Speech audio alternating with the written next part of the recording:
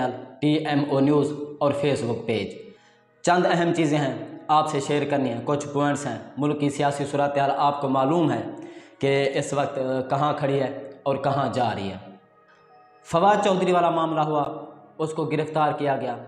शायद ये चेक करना चाहते हैं या PTI को आजमाना चाहते हैं या उसके अज़्म को ठेस पहुंचाना चाहते हैं, लेकिन शायद समझ नहीं आ रही कि वफाकी हुकूमत को कि वो कर क्या रहे हैं और क्या नतीजा निकालने की कोशिश कर रहे हैं। आपको क्या लगता है कि फवाद चौधरी साहब को गिरफ़्तार किया, 7 या 8 दिन उसको जेल रखा, क्या उसका अज़्म टूट गया? क्या उसका सॉफ्टवेयर अपडेट हो गया? क्या वो अपने मौक़िफ़ से हट गया? मुझे तो ये लगता है कि जो ही वो जेल से छूट कर आया है वो पहले से ज़्यादा पुरअज़्म हो गया है।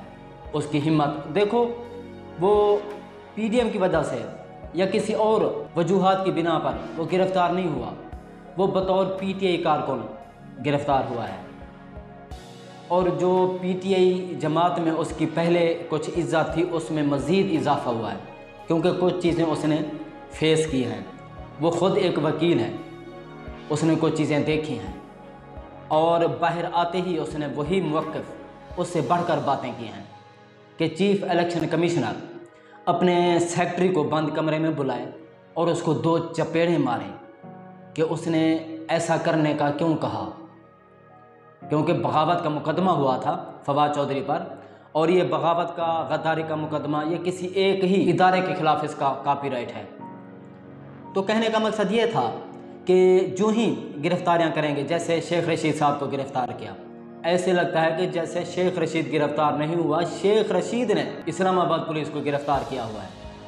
उसका अज़्म देखें, थाने में बैठा हुआ है शेख रशीद साहब, एक दबंग स्टाइल में उसका अज़्म तोड़ने की कोशिश की गई। उस पर शायद कोई मनशियात का सिस्टम, अब जरदारी के हवाले से भी उस पर मुकदमा हो चुका है कि उसके पास, शेख रशीद साहब के पास अगर कोई मालूमात हैं कि जरदारी साहब इमरान खान को यानी कि रास्ते से हटवाना चाहते हैं या कत्ल कराना चाहते हैं, तो उस मामले पर भी एक और मुकदमा भी दर्ज हो चुका है शेख रशीद साहब पर और 2 रोज़ा जिस्मानी रिमांड भी दे दिया गया। और इस मामले को तौहीन अदालत बनाकर जो है ना चैलेंज कर रहे हैं शेख रशीद साहब के वकील। वो इस चीज़ को चैलेंज करेंगे, तौहीन अदालत का मुकदमा दायर करेंगे, क्योंकि जिस तरह शेख रशीद साहब के घर घुसी पुलिस, तोड़ फोड़ की, उसके मुलाजमीन को जो है ना ज़द-ओ-कोब किया बकौल शेख रशीद साहब के, तो इस मामले पर भी वो लाहौर हाई कोर्ट में इस चीज़ को चैलेंज करेंगे। दूसरा ये कि राना सनाउल्लाह साहब ने शेख रशीद की गिरफ़्तारी को हुकूमती इक़दाम करार नहीं दिया। वो कहते हैं कि ये मामला हुकूमत का नहीं है, जिसके ख़िलाफ़ वो बातें करते हैं, इल्ज़ामात लगाते हैं, ये उन्हीं का मामला है। इसका मतलब फिर क्या है कि किसने गिरफ़्तार किया है? और साथ ही राना सनाउल्लाह साहब ने यह भी कहा है कि आसिफ जरदारी वाले मामले पर इमरान खान साहब को भी तलब किया जा सकता है, मालूमात उनसे ली जा सकती हैं, तफ्तीश की जा सकती है कि आपको किसने मालूमात दी हैं। अगर शेख रशीद साहब के पास मालूमात हैं तो वो दें हमें कि अगर ठोस सबूत हैं जरदारी साहब के ख़िलाफ़ तो उस पर तफ्तीश होगी। लेकिन आप सबको पता है कि यह तफ्तीश नहीं हो रही, ये इंतकामी कार्रवाई है। इमरान खान को, उसकी पार्टी कारकुनान को, उसके इत्तेहादियों को यानी कि किस्म का टार्चर करने के लिए एक कोशिश की जा रही है, दबाव डालने के लिए, खौफ व हरास पैदा करने के लिए। एक और बात है, एक और पॉइंट है कि वफाकी हुकूमत ने फवाद चौधरी साहब के मुंह पर कपड़ा डालने वाला जो मामला है उस पर तहकीकात का हुक्म दे दिया है। देखें, फवाद चौधरी साहब या शेख रशीद, उसको गिरफ़्तार पुलिस ने किया है और उसके मुंह पर कपड़ा डालना ये कोई आम बात नहीं है, छोटी बात नहीं है। जैसे कोई एक टेररिस्ट को ट्रीट किया जाता है उस तरह का जो है ना वो किया गया है, ताकि वो किसी चीज़ को देख ना सके या आवाम उसको देख ना सके या उस पर कोई हमला ना हो सके। इस तरह की एक्टिविटी का जब ख़तरा हो तो फिर ऐसा किया जाता है, या कोई जासूस पकड़ा जाए, क्योंकि उसने चीफ़ इलेक्शन कमिश्नर को मुंशी बोला था और इस पर शाहिद खाकान अब्बासी और जो दीगर वफाकी हुकूमत के पार्लियामेंटेरियंस हैं उन्होंने भी इस चीज़ को कंडेम किया और कहा कि ऐसा बिल्कुल भी नहीं होना चाहिए, क्योंकि वो कहते हैं कि मुंशी एक तौहीन अमेज़ लफ्ज़ नहीं है, एक अच्छा लफ्ज़ है। मुंशी एक क्लर्क को बोलते हैं, تو اس پر سیخ پا ہونے کی یا مقدمہ قائم کرنے کی ضرورت نہیں تھی۔ فواد چودھری صاحب کے بھائی کو بھی گرفتار کیا گیا تھا، اور اس کی فواد چودھری صاحب کی جو بیٹیاں ہیں، بچے ہیں، ان کو بھی ملنے سے روکا گیا تھا۔ تو یہ چیز جو ہے انتقامی کارروائی میں آتی ہے، اور وفاقی حکومت اس پر بھی تحقیقات کرے، اور سمجھ نہیں آ رہا کہ الٹا چور کوٹوال کو ڈانٹے۔ ایک اور پوائنٹ جی، مریم نواز خطاب کر رہی تھی، خطاب کے دوران ایک خاتون نون لیگی کارکن ہیں، وہ سٹیج پر چڑھ گئیں، انہوں نے کچھ تھوڑے بہت الفاظ کہے ہیں کہ یہاں پی ٹی آئی کے کارکنان جو ہیں ان کی عزت کی جاتی ہے، لیکن نون لیگی کارکنان کی عزت نہیں کی جاتی، ان کو ذلیل و رسوا کیا جاتا ہے۔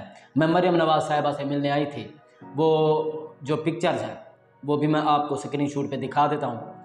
وہ باقاعدہ مریم نواز صاحبہ نے سٹیج پر بلایا کہ یہاں آ کر آپ بات کریں۔ وہ ایک طرف سے جو ہے نا اس کو عزت و احترام دینا چاہ رہی تھی، لیکن اس عورت نے سٹیج پر آ کر وہ سب باتیں کہیں جو اس کے ساتھ ہو رہا ہے۔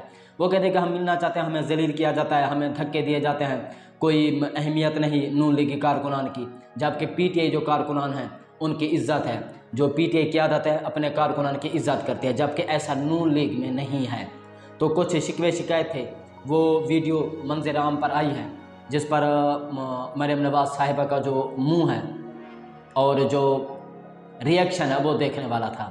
تو یہ چیزیں ظاہر ہے عوام میں جو ہیں وہ سامنے آ رہی ہیں، عوام کا ریئیکشن سامنے آ رہا ہے، عوام یہ چیز دیکھ رہی ہے۔ اب عوام برداشت نہیں کرتی، اب عوام بولتی ہے، اب عوام ڈیمانڈ کرتے ہیں، سوالات کرتے ہیں، جواب مانگتی ہے، کیونکہ پہلے یہ چیزیں برداشت کرتی تھی عوام، اب ایسا نہیں ہے۔ مفتاح اسماعیل صاحب نے بھی اسحاق ڈار صاحب پہ تنقید کی ہے، انہوں نے کہا کہ جیسے شاہد خاقان عباسی صاحب کر رہے ہیں، وہ بھی پارٹی صدارت سے انہوں نے استعفیٰ دے دیا ہے، اور وہ چاہتے ہیں وہ کہتے ہیں کہ ہم مزید جو ہے نا بطور سینئر قیادت ہم موروثی سیاست کو ہم ختم کرنا چاہتے ہیں، اور یہ نہیں ہونا چاہیے۔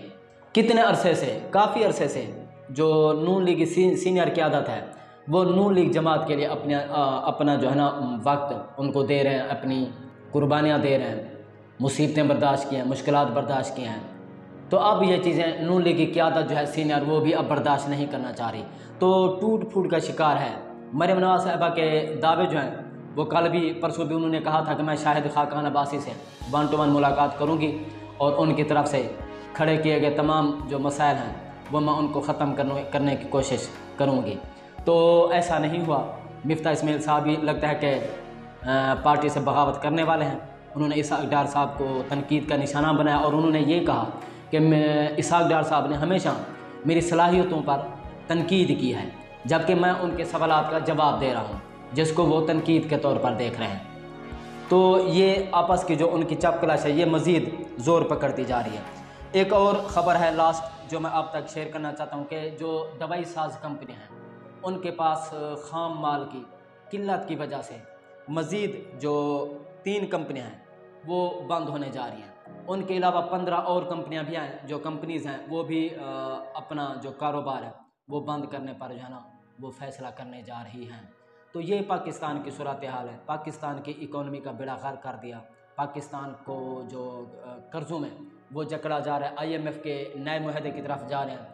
اور مولانا فضل الرحمان صاحب کا بیان سن کر انتہائی دکھ ہوا کہ اس عمر میں بطور عالم، بطور 5 لاکھ علماء کے امام ہونے کے ناطے سے جھوٹ نہیں بولنا چاہیے، اور مولانا فضل الرحمان کی سیاست جو ہے اس وقت پہلے کی نسبت زیادہ جھوٹ پر بیٹھ گئی ہے۔ ڈالر کے ریٹ بڑھتے جا رہے ہیں، اور ظاہر ہے ڈیزل پیٹرول ان کے ریٹ بڑھیں گے تو اس کا غریب آدمی کی زندگی پر بھی اثر پڑے گا، ضروریات زندگی کی چیزیں وہ مہنگی ہوں گی، غریب عوام پر اثر پڑے گا۔ اور اس وقت میں سمجھتا ہوں کہ غریب عوام کے ساتھ جو مڈل کلاس ہے، ایلیٹ کلاس ہے، وہ ان کو بھی سڑکوں پر نکلنا چاہیے، اور غریبوں کی بطور مدد کے طور پر باہر نکل کر احتجاج کرنا چاہیے۔ اب اگر احتجاج نہ کیا تو ہو سکتا ہے کہ مزید نقصان اٹھانا پڑے۔ دہشت گردی جو ہو رہی ہے اس وقت ملک میں، اس کے خلاف بھی شہباز شریف صاحب نے APC بلا لیا، جس میں PTI رہنماؤں کو بھی دعوت دی جائے گی۔ دیکھیں دہشت گردی کے خلاف ایک ہونا چاہیے، تمام جو پارٹیز ہیں، سیاسی پارٹیز ہیں، پولیٹیشنز ہیں، ان کو ایک ہونا چاہیے۔ لیکن سوچنے کی بات یہ ہے کہ حماد اظہر اور مختلف جو PTI رہنما ہیں وہ بار بار کہتے ہیں مراد سعید صاحب تقریباً 10 دن 15 دن پہلے یہ پیٹ کر تھک گئے کہ KPK میں دہشت گرد لائے جا رہے ہیں، دہشت گردی کا ایکٹیویٹی کا جو ہے نا خطرہ ہے، لیکن اس کو سیریس نہیں لیا گیا اور ایک بہت بڑا سانحہ رونما ہو گیا جس میں تقریباً 80 لوگ جو ہمارے نمازی تھے وہ شہید ہوئے۔ اور یہ وہاں دھماکہ ہوا ہے جہاں 3-4 جو چوکیاں ہیں وہاں سے کراس کر کے ایک پولیس کی وردی میں بندہ آیا اور مسجد میں گھس گیا۔ پہلے ایک کالا دم تنظیم نے اس کو اون کیا، اس کے بعد جو ہے نا اس کو انہوں نے اون کرنے سے انکار کر دیا کہ یہ ہم نے نہیں کیا۔ وہ شاید اس وجہ سے کہ چونکہ یہ معاملہ ہوا تھا مسجد میں اور عوامی رد عمل آنے کی وجہ سے انہوں نے یہ جو الزام ہے اور یہ جو دھماکہ ہے اون کرنے سے انکار کر دیا۔ تو یہ چیزیں پاکستان میں جو ہیں تمام آل پارٹیز کو مل بیٹھ کر حل کرنا چاہیے تاکہ پاکستان ایک امن کا گہوارہ بن جائے۔ تو ناظرین اب تک کے لیے اتنا ہی، مزید اگلے ویلاگ میں، تب تک اپنا اور اپنے چینل کا خیال رکھیے گا۔ اللہ حافظ۔